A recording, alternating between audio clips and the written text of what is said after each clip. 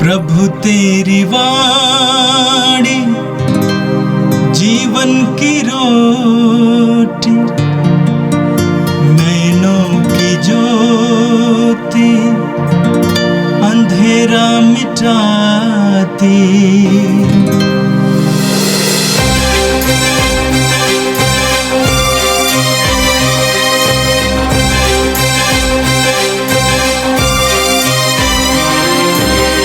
प्रभु तेरी वाणी जीवन की रोटी, नैनों की ज्योति अंधेरा मिटाती।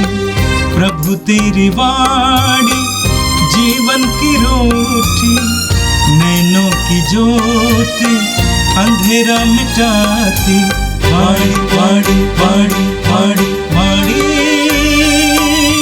पवित्र है, शाश्वत है, जीवन का मन्ना है। 23 फरवरी मंगलवार। पहला पाठ नबी ईसायास का ग्रंथ, अध्याय 55, पद संख्याएँ 10 और 11। प्रभु यह कहता है, जिस तरह पानी और बर्फ़ आकाश से उतरकर भूमि सींचे बिना उसे उपजाऊ बनाए और हरियाली से ढाके बिना वहाँ से नहीं लौटते, जिससे भूमि बीज बोने वाले को बीज और खाने वाले को अनाज दे सके, उसी तरह मेरी वाणी मुख से निकलकर व्यर्थ ही मेरे पास नहीं लौटती। जो मैं चाहता हूँ वह उससे कर डालती है, और मेरा उद्देश्य पूरा करने के बाद ही वह मेरे पास लौट आती है। यह प्रभु की वाणी है। संत मत्ती के अनुसार प्रभु यीशु का पवित्र सुसमाचार, अध्याय 6, पद संख्याएँ 7 से लेकर 15 तक। प्रार्थना करते समय गैर यहूदियों की तरह रट नहीं लगाओ। वे समझते हैं कि लंबी लंबी प्रार्थनाएं करने से हमारी सुनवाई होती है। उनके समान नहीं बनो, क्योंकि तुम्हारे मांगने से पहले ही तुम्हारा पिता जानता है कि तुम्हें किन किन चीज़ों की ज़रूरत है। तो इस प्रकार प्रार्थना किया करो। स्वर्ग में विराजमान हमारे पिता, तेरा नाम पवित्र माना जाए, तेरा राज्य आए, तेरी इच्छा जैसे स्वर्ग में वैसे पृथ्वी पर भी पूरी हो। आज हमारा प्रतिदिन का आहार हमें दे।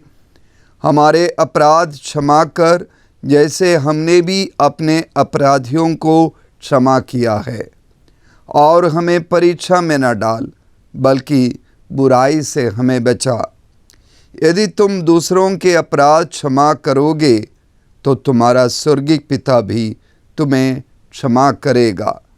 परंतु यदि तुम दूसरों को क्षमा नहीं करोगे, तो तुम्हारा पिता भी तुम्हारे अपराध क्षमा नहीं करेगा।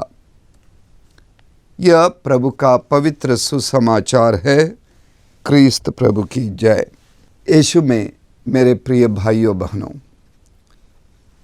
चालीसे का ये पवित्र काल ईश्वर की कृपा को नज़दीकी से शक्तिशाली तरीके से अनुभव करने का यह समय है।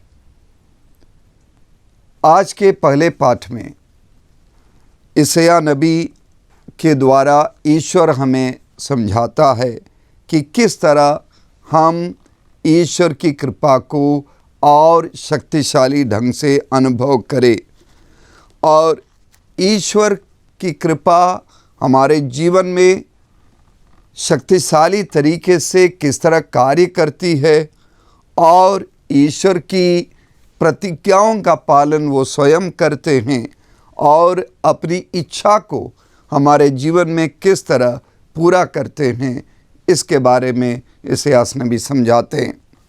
अध्याय 55 10वें पद पर लिखा गया है, जिस तरह पानी और बर्फ़ आकाश से उतरकर भूमि सींचे बिना उसे उपजाऊ बनाए और हरियाली से ढके बिना वहाँ नहीं लौटते, जिससे भूमि बीज बोने वाले को बीज और खाने वाले को अनाज दे सके, उसी तरह मेरी वाणी मेरे मुख से निकलकर व्यर्थ ही मेरे पास नहीं लौटती।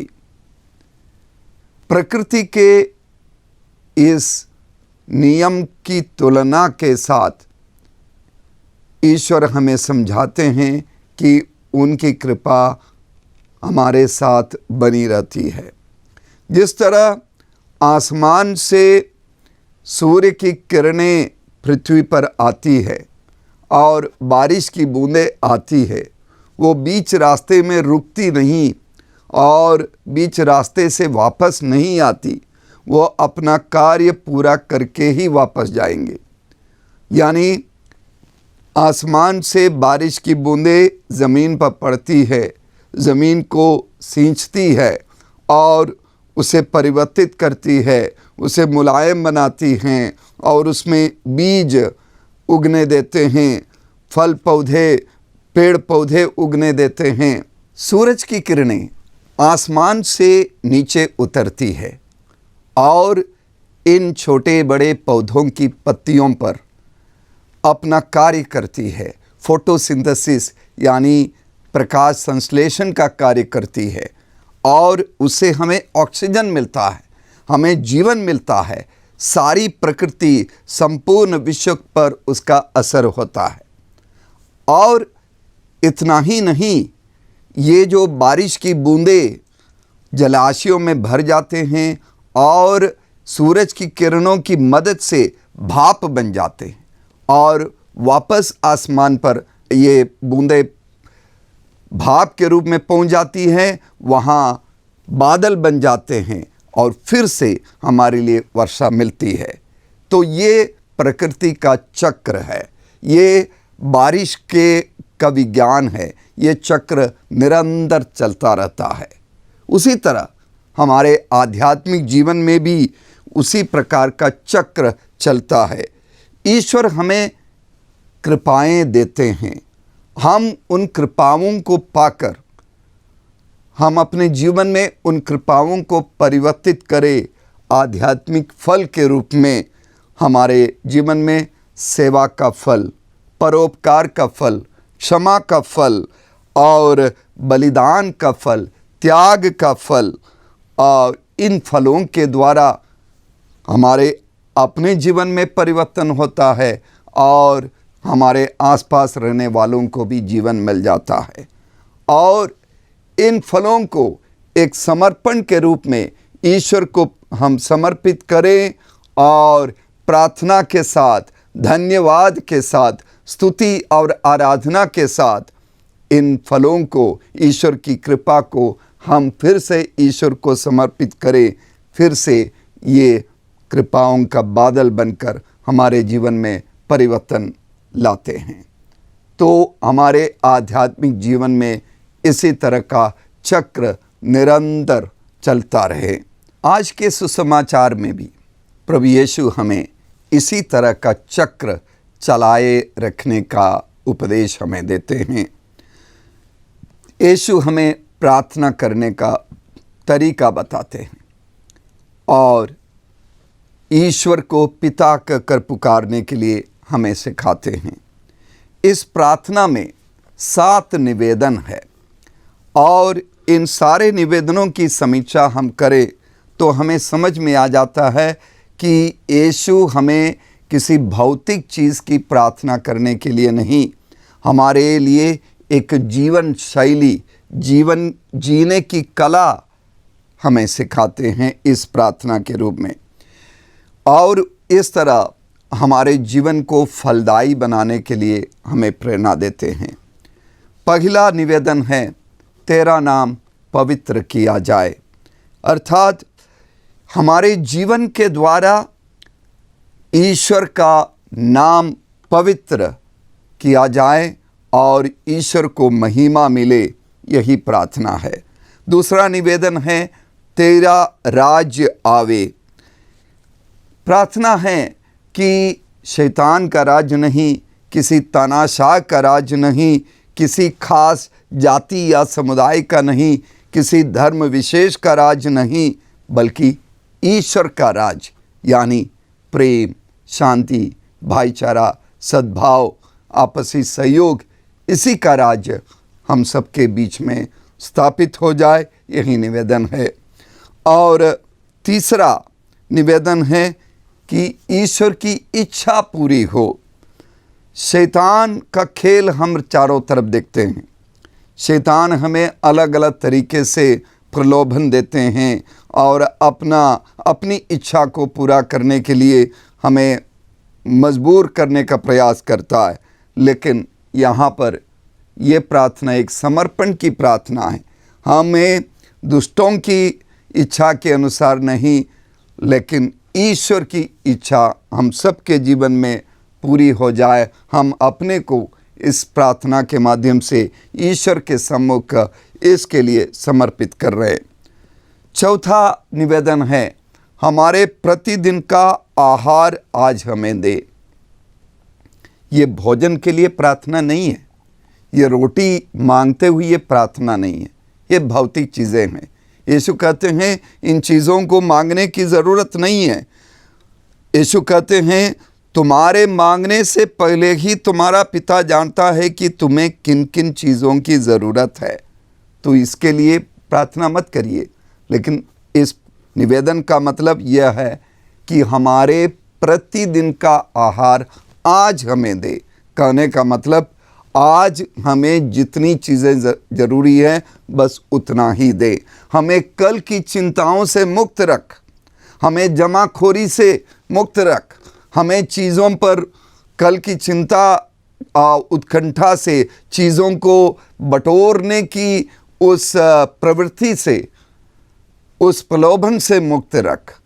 हम संतृप्त रहें और चिंता ना करें, चिंता ना करने की कृपा हमें दे। ये पांचवा निवेदन है, हमारे अपराध हमें क्षमा कर। और इसके साथ एक शर्त भी है, जिस प्रकार हम अपने अपराधियों को क्षमा करते हैं।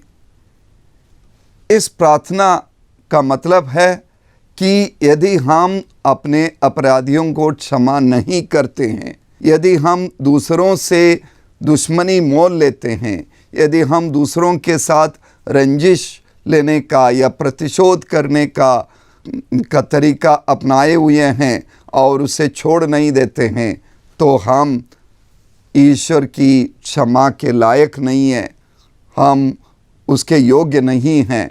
इसलिए अपने को ईश्वर की क्षमा के योग्य बनाते हुए ये निवेदन रखा जाता है कि हम क्षमा करते हैं सबको।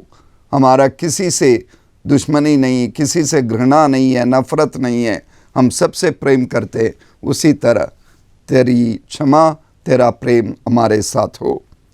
छठवां निवेदन है, हमें परीक्षा में ना पड़ने दे।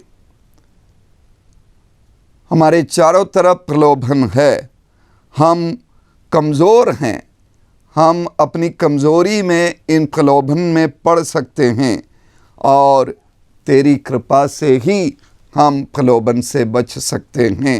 ये निवेदन है। और सातवां और अंतिम निवेदन है, हमें बुराई से बचा। यानी हम मानते हैं कि हमारी चारों तरफ बुराई है। जिस तरह पेतरुस के पहले पत्र के 5वें अध्याय के 8वें पद पर पेतरुस कहते हैं, आप संयम रखें और जागते रहें। आपका शत्रु शैतान दहाड़ते हुए सिंह की तरह विचरता है और ढूंढता रहता है कि किसे फाड़ खाए। तो दुष्टात्मा हमारे चारों तरफ दहाड़ते हुए हमें फाड़ कर खाने के लिए लगातार विचरता है। तो हमारी जिम्मेदारी बनती है कि हम ईश्वर की कृपा से इन सारी बुराइयों से बचे रहें। ईश्वर से शक्ति की मांग कर रहे हैं, आध्यात्मिक शक्ति की मांग कर रहे हैं कि हमें इन बुराइयों से लड़ने की क्षमता दे। यीशु में मेरे प्रिय भाइयों बहनों, ये 7 निवेदन यीशु हमें सिखाते हैं और इन निवेदनों के द्वारा ईश्वर के राज्य के लिए, ईश्वर की इच्छा की पूर्ति के लिए, ईश्वर की क्षमा पाने के लिए, ईश्वर द्वारा दी जा रही रोटी यानी हमारे जीवन में संतृप्ति के लिए, ये सब ईश्वर की ओर से हमें कृपा, सूरज की किरणों की तरह, बारिश की बूंदों की तरह कृपा के रूप में आ जाते हैं और हम अपने जीवन में फल उत्पन्न कर, सेवा के फल, परोपकार का फल और क्षमा का फल, इन सब को ईश्वर की ओर बढ़ावे, ईश्वर को समर्पित करे और इस जीने की शैली को, जीने के तरीके का, इस आध्यात्मिक जीवन के चक्र को बरकरार रखे। आइए हम प्रार्थना करें। हे सर्वशक्तिमान ईश्वर, हम तुझे धन्यवाद देते हैं तेरी कृपाओं के लिए। तो हमारा आह्वान करता है इस 40 काल में कि हम पश्चाताप करें, तेरी कृपा को, तेरे प्रेम को, यीशु के दुख भोग, क्रूस पर मृत्यु के द्वारा और शक्तिशाली तरीके से हम अनुभव करें। हम जीवन की सारी अच्छाइयों के लिए तुझे धन्यवाद देते हैं और जीवन में हमें प्राप्त सारी कृपाओं को तुझे समर्पित करते हैं और तेरे पवित्र वचन के अनुसार हम पवित्र और फलदायी जीवन जीकर तेरी महिमा के लिए प्रतिदिन कार्य कर सके, जिसके माध्यम से हमारे आध्यात्मिक जीवन में कृपा का ये चक्र निरंतर चलता रहे। ये प्रार्थना हम तुझसे करते हैं हमारे प्यारे प्रभु यीशु के द्वारा, आमीन। प्रभु तेरी वाणी जीवन की रोटी, नैनों की ज्योति अंधेरा मिटाती, वाणी वाणी वाणी वाणी वाणी